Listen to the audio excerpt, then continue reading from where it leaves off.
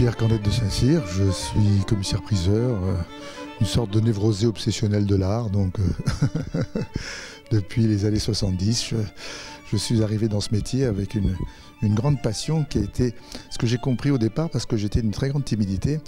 Quand j'arrive devant une salle, c'était épouvantable.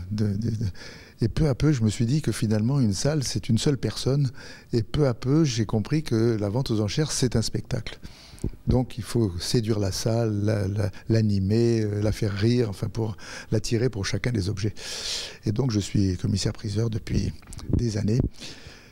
Et puis ce qui m'a passionné dans ce métier, c'est d'ouvrir de nouveaux départements. J'ai fait les premières ventes d'originaux de bande dessinée, les premières de design, les premières ventes à l'étranger, première vente de montres, bracelets, qui est devenu fabuleux. Il y en a une qui vient de faire 22 millions de dollars.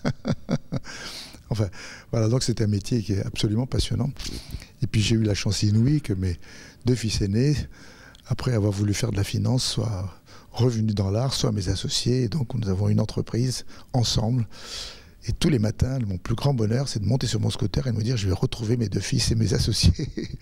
Et donc nous avons maintenant monté notre maison. On a trouvé un lieu merveilleux au 6 avenue Hoche, qui est un hôtel particulier sublime où nous avons au même endroit, salle de vente, salle d'exposition, nos bureaux, nos réserves, enfin c'est un lieu de vie merveilleuse.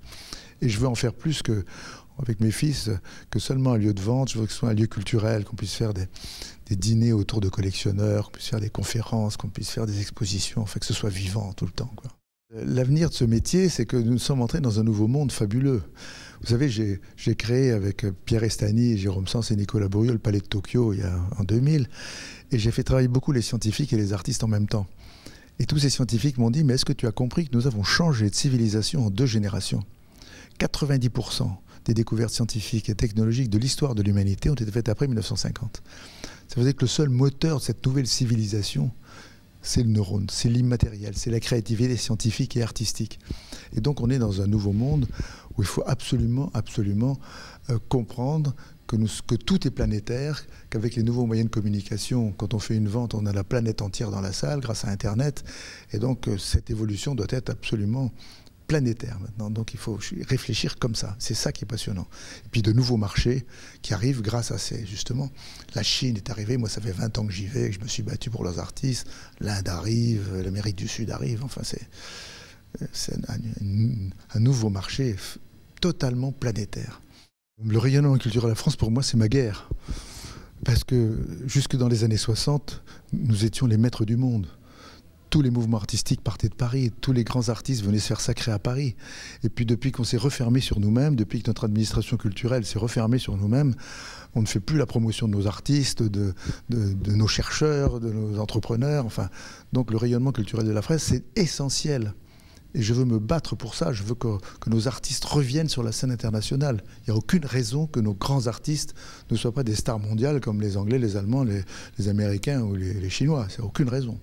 Il faut dire aux jeunes commissaires-priseurs, vous entrez dans un métier absolument extraordinaire, qui est un métier qui est à la fois un métier de spectacle, un métier où vous vivez dans l'art 24 heures sur 24, un métier où il va falloir inventer, vous êtes en même temps chef d'entreprise, et vous participez au rayonnement de la France et au rayonnement de l'art dans le monde entier. On est dans un nouveau monde formidable, la France est une femme de rêve, donc disons-le.